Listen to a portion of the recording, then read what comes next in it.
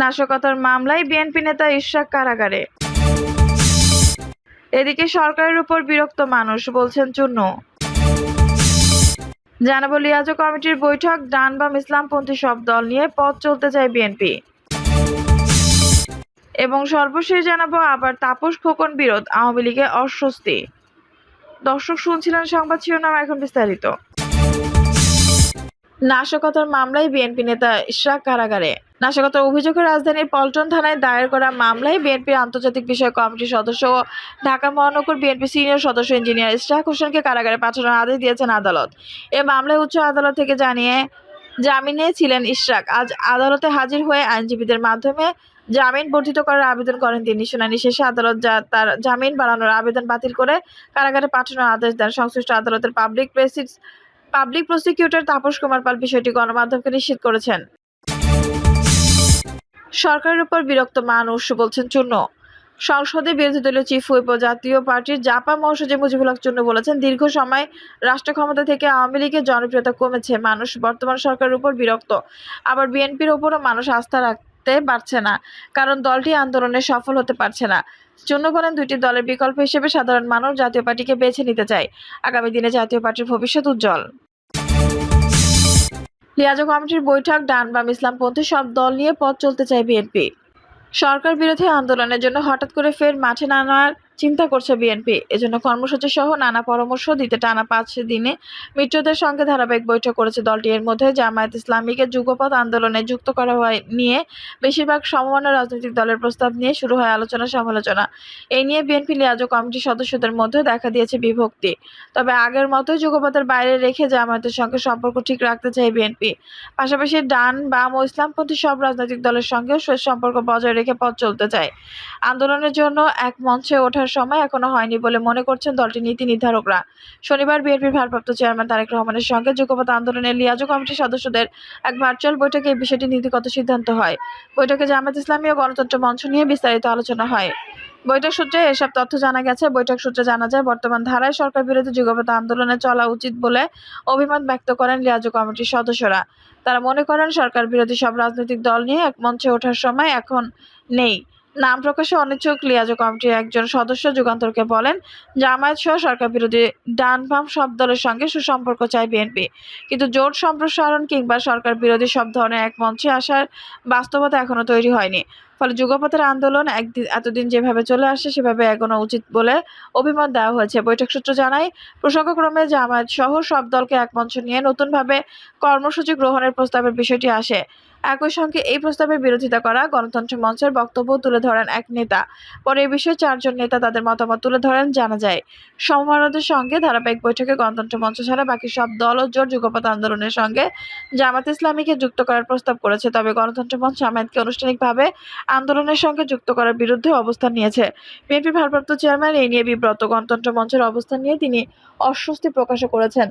দলের গুরুত্বপূর্ণ একাধিক নেতা বলেছেন, যারা বিএনপি লিয়াজো কমিটিতে আছেন তারাও জামায়াতের বিষয়ে দ্বিধা বিভক্ত। বেশিরভাগ নেতারাই অবস্থান জামায়াতের বিরুদ্ধে। গত বুধবার গণতন্ত্র মঞ্চের সঙ্গে অনুষ্ঠিত বৈঠকে বিএনপির পক্ষ থেকে এমন কথা বলা হয়েছে। বিএনপি যারা সুস্থ ধারার রাজনীতি করেন তাদের যারা গণতন্ত্র মঞ্চের পক্ষ থেকে সহযোগিতা করা হয়। বৈঠক সূত্র জানায়, শরিক দলগুলোর প্রস্তাব ও পরামর্শ আগামীকাল সোমবার দলের স্থায়ী কমিটির বৈঠকে তোলা হতে পারে। এ বিষয়ে স্থায়ী কমিটির সদস্যের মতামতের পর লিয়াজো কমিটি আবার শরিক দলগুলোর সঙ্গে বৈঠক করবে। আবার তাপস খোকন বিরোধ, আওয়ামী লীগে অস্বস্তি। সারা দেশে আওয়ামী লীগের কোন্দল বিভক্ত চরম আকার ধারণ করেছে। এরই মধ্যে ঢাকার আওয়ামী লীগের 2 হেভিওয়েট নেতা শেখ ফজলে-নুর তাপস এবং সাইদ খোকনের মধ্যে বিরোধ প্রকাশ্য আকার রূপ নিয়েছে। কয়েকদিন আগে ঢাকা সিটি কর্পোরেশনের 2টি মেয়রদের মেয়াদ 4 বছর পূর্ণ হয়েছে। চলতি বছরের ডিসেম্বর অথবা আগামী বছরের প্রথম দিকে সিটি কর্পোরেশন নির্বাচন হবে। সিটি কর্পোরেশন নির্বাচনের আগে ঢাকা সিটি দক্ষিণের সাবেক মেয়র সাইদ খোকন এখন তাপসের সমালোচনায় মুখর হয়েছেন। অন্যদিকে বর্তমান মেয়র তাপস দীর্ঘদিন ধরে সাইদ খোকনকে কোণঠাসা করার জন্য প্রকাশ্য তৎপরতা দেখিয়েছেন। এই দুই নেতার বিরোধ এখন আওয়ামী লীগের মধ্যে এক অস্বস্তির কারণ হয়ে দাঁড়িয়েছে। বিশেষ করে যে সময়ে সারা দেশে আওয়ামী লীগ কোন্দল নিরসনে আপ্রাণ চেষ্টা করেও ব্যর্থ হচ্ছে, সাঈদ খোকন ঢাকা দক্ষিণ সিটি কর্পোরেশনের প্রাক্তন মেয়র ছিলেন। তার মেয়র থাকা অবস্থায় ঢাকা দক্ষিণ সিটি কর্পোরেশনের নানা রকম অনিয়ম, স্বেচ্ছাচারিতার অভিযোগ উঠেছিল। বিশেষ করে ডেঙ্গু প্রতিরোধ তার সীমাহীন ব্যর্থতা নিয়ে ব্যাপক সমালোচনা হয়েছিল। এর প্রেক্ষিতে আওয়ামী লীগ গত নির্বাচনে সাঈদ খোকনকে আর সিটি কর্পোরেশনের মেয়র হিসেবে মনোনয়ন দেয়নি। তার বদলে ধানমন্ডি এলাকার এমপি শেখ ফজলে নূর তাপসের মনোনয়ন পান এবং নির্বাচিত হওয়ার পর তিনি 4 বছর অতিক্রম করেছেন। তাপস যে দক্ষিণ সিটি কর্পোরেশনের ব্যাপক উন্নয়ন করতে পেরেছে এমনটি নয়, তবে দুর্নীতি বা অন্যান্য অভিযোগে তিনি সাঈদ খোকনের মতো ব্যাপকভাবে সমালোচিত হননি। অন্যদিকে সিটি কর্পোরেশনের দায়িত্ব গ্রহণ করে তাপস সিটি কর্পোরেশনকে দুর্নীতিমুক্ত করার পরিকল্পনা গ্রহণ করেন এবং সেটি করতেই যেয়ে সাবেক মেয়র সাঈদ খোকনের অনুগত বেশ কয়েকজনকে চাকরিচ্যুত করেন। সিটি কর্পোরেশন নির্বাচনের আগে ঢাকা সিটি দক্ষিণের সাবেক মেয়র সাঈদ খোকন এখন তাপসের সমালোচনায় মুখর হয়েছেন। অন্যদিকে বর্তমান মেয়র তাপস দীর্ঘদিন ধরে সাঈদ খোকনকে কোণঠাসা করার জন্য প্রকাশ্য তৎপরতা দেখিয়েছেন। এই দুই নেতার বিরোধ এখন আওয়ামী লীগের মধ্যে এক অস্বস্তির কারণ হয়ে দাঁড়িয়েছে। বিশেষ করে যে সময়ে সারা দেশে আওয়ামী লীগ কোন্দল নিরসনে আপ্রাণ চেষ্টা করেও ব্যর্থ হচ্ছে, সাঈদ খোকন ঢাকা দক্ষিণ সিটি কর্পোরেশনের প্রাক্তন মেয়র ছিলেন। তার মেয়র থাকা অবস্থায় ঢাকা দক্ষিণ সিটি কর্পোরেশনের নানা রকম অনিয়ম, স্বেচ্ছাচারিতার অভিযোগ উঠেছিল। বিশেষ করে ডেঙ্গু প্রতিরোধ তার সীমাহীন ব্যর্থতা নিয়ে ব্যাপক সমালোচনা হয়েছিল। এর প্রেক্ষিতে আওয়ামী লীগ গত নির্বাচনে সাঈদ খোকনকে আর সিটি কর্পোরেশনের মেয়র হিসেবে মনোনয়ন দেয়নি। তার বদলে ধানমন্ডি এলাকার এমপি শেখ ফজলে নূর তাপসের মনোনয়ন পান এবং নির্বাচিত হওয়ার পর তিনি 4 বছর অতিক্রম করেছেন। তাপস যে দক্ষিণ সিটি কর্পোরেশনের ব্যাপক উন্নয়ন করতে পেরেছে এমনটি নয়, তবে দুর্নীতি বা অন্যান্য অভিযোগে তিনি সাঈদ খোকনের মতো ব্যাপকভাবে সমালোচিত হননি। অন্যদিকে সিটি কর্পোরেশনের দায়িত্ব গ্রহণ করে তাপস সিটি কর্পোরেশনকে দুর্নীতিমুক্ত করার পরিকল্পনা গ্রহণ করেন এবং সেটি করতেই যেয়ে সাবেক মেয়র সাঈদ খোকনের অনুগত বেশ কয়েকজনকে চাকরিচ্যুত করেন। তিনি সাঈদ খোকনের বিরুদ্ধে বেশ প্রকাশ্যে অবস্থান গ্রহণ করেন এবং তার কিছু নীতি এবং কর্মসূচির বিরোধ অবস্থান গ্রহণ করেছিলেন। এরকম বিরোধের জেরে একসময় সাঈদ খোকনের সমস্ত ব্যাংক অ্যাকাউন্ট জব্দ করা হয়েছিল। দুর্নীতির অভিযোগে এবং দুজনের মধ্যে বিরোধ প্রকাশ্য রূপ ধারণ করেছিল। পরবর্তীতে আওয়ামী লীগের উচ্চ পর্যায়ে হস্তক্ষেপ সেই বিরোধ সাময়িকভাবে থেমে যায়। সাঈদ খোকন আওয়ামী লীগের কেন্দ্রীয় কমিটির সদস্য মনোনীত হন। গত নির্বাচনে তিনি ঢাকার একটি আসন থেকে সংসদ সদস্য হিসেবে নির্বাচিত হয়েছেন। ধারণা করা হচ্ছে যে সিটি কর্পোরেশন নির্বাচনকে সামনে রেখে সাঈদ খোকন সমালোচনার তীর ছুড়েছেন তাপসের দিকে। এখন তাপস যে তাকে পাল্টা আঘাত হানবেন এটা বলাই বাহুল্য।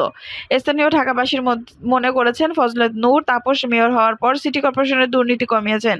তিনি কিছু সুনির্দিষ্ট উদ্যোগ এবং কর্মসূচি গ্রহণ করেছেন। তিনি সাঈদ খোকনের বিরুদ্ধে বেশ প্রকাশ্যে অবস্থান গ্রহণ করেন এবং তার কিছু নীতি এবং কর্মসূচির বিরোধ অবস্থান গ্রহণ করেছিলেন। এরকম বিরোধের জেরে একসময় সাঈদ খোকনের সমস্ত ব্যাংক অ্যাকাউন্ট জব্দ করা হয়েছিল।